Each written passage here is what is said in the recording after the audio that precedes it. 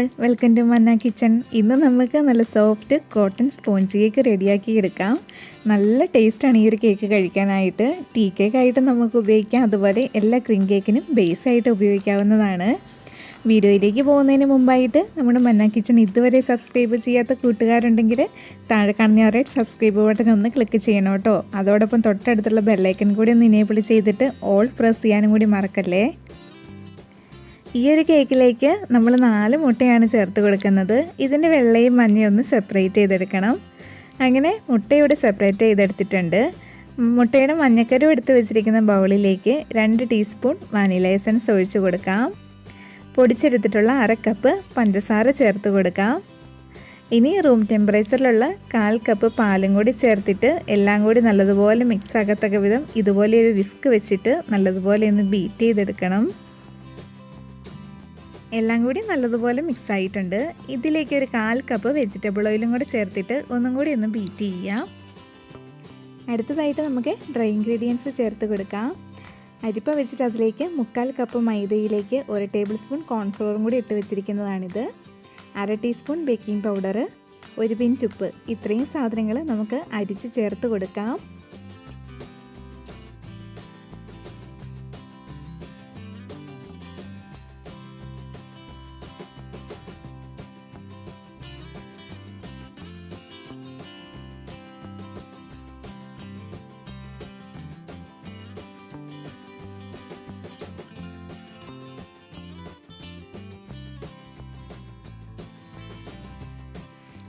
അങ്ങനെ മൈദയൊക്കെ ചേർത്തിട്ട് നല്ലതുപോലെ മിക്സാക്കി എടുത്തിട്ടുണ്ട്.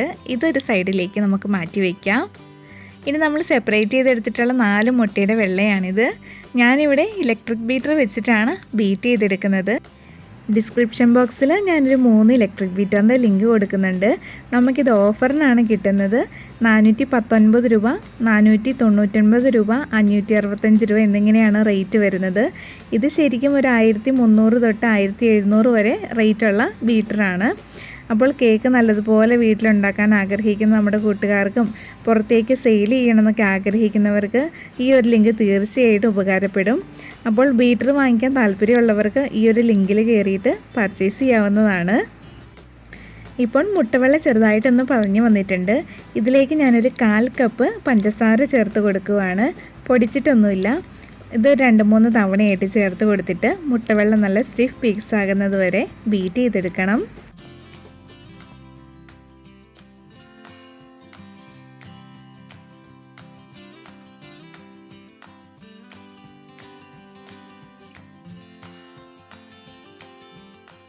അങ്ങനെ എഗ് വൈറ്റ് നല്ല സ്റ്റിഫ് പിക്സ് ആയിട്ട് വന്നിട്ടുണ്ട്.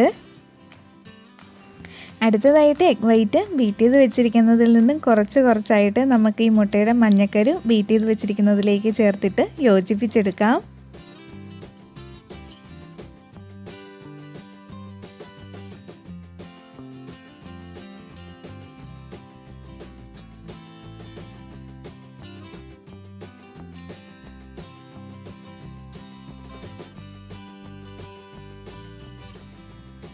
കേക്കിൻ്റെ ബാറ്റർ ഇവിടെ റെഡി ആയിട്ടുണ്ട്. ഇനി ഇത് ബേക്കിംഗ് ടിന്നിലേക്ക് ഒഴിച്ച് കൊടുക്കാം. ഞാനിവിടെ 7 ഇഞ്ചിൻ്റെ ബേക്കിംഗ് ടിന്നാണ് എടുത്തിരിക്കുന്നത്. അതിൽ കുറച്ച് ഓയിലൊന്ന് സ്പ്രെഡ് ചെയ്തിട്ട് ബട്ടർ പേപ്പർ ഇട്ട് വെച്ചിരിക്കുന്നതാണ്. 150 ഡിഗ്രി സെൽഷ്യസിൽ 10 മിനിറ്റ് പ്രീ ഹീറ്റ് ചെയ്ത ഓവനിൽ 45 മിനിറ്റാണ് ബേക്ക് ചെയ്തെടുക്കുന്നത്. ഓവൻ ഇല്ലാത്തവർക്ക് കുക്കറിലും സോസ് പാനിലും ഒക്കെ ബേക്ക് ചെയ്തെടുക്കാം. എയർ ബബിൾസ് എന്തെങ്കിലും ഉണ്ടെങ്കിൽ പോകാൻ വേണ്ടിയിട്ട് ബേക്കിംഗ് ടിന്ന് ഒന്ന് ടാപ്പ് കൂടി ചെയ്ത് കൊടുക്കാം. 45 മിനിറ്റ് കഴിഞ്ഞു. കേക്ക് ഇവിടെ ബേക്കായി വന്നിട്ടുണ്ട്. ഇനി കേക്ക് ഒന്ന് തണുത്ത് വരട്ടെ. കേക്ക് നല്ലതുപോലെ തണുത്ത് വന്നിട്ടുണ്ട്. തൊട്ട് നോക്കുമ്പോൾ നല്ല പഞ്ഞി പോലെ തന്നെ നല്ല സോഫ്റ്റ് ആയിട്ടുള്ള കേക്കാണ് നമുക്ക് കിട്ടിയിരിക്കുന്നത്. ഇനി ഇതൊന്ന് മുറിച്ച് നോക്കാം. ഈ ഒരു കേക്ക് ആദ്യമേ പറഞ്ഞതുപോലെ തന്നെ ഫ്രോസ്റ്റിങ്ങിന് ഉപയോഗിക്കാം. പക്ഷേ ഫ്രോസ്റ്റിങ് ചെയ്യുന്നതിനേക്കാൾ സൂപ്പർ ടേസ്റ്റ് ഇങ്ങനെ തന്നെ കഴിക്കുന്നതാണ്. ഈ ഒരു സ്പോഞ്ച് കേക്ക് എല്ലാവരും വീട്ടിലൊന്ന് ഉണ്ടാക്കി നോക്കണം. അത്രയ്ക്ക് ടേസ്റ്റി ആയിട്ടുള്ളൊരു കേക്കാണ്. വീഡിയോ ഇഷ്ടപ്പെട്ടാൽ തീർച്ചയായിട്ടും താഴെ കാണുന്ന ലൈക്ക് ബട്ടൺ ഒന്ന് ക്ലിക്ക് ചെയ്യാനും എല്ലാവർക്കും ഒന്ന് ഷെയർ ചെയ്ത് കൊടുക്കാനും കൂടി മറക്കല്ലേ. അതോടൊപ്പം നമ്മുടെ പ്രീവിയസ് വീഡിയോസൊക്കെ ഒന്ന് കാണാനും കൂടി മറക്കരുത് കേട്ടോ. Thank you for watching.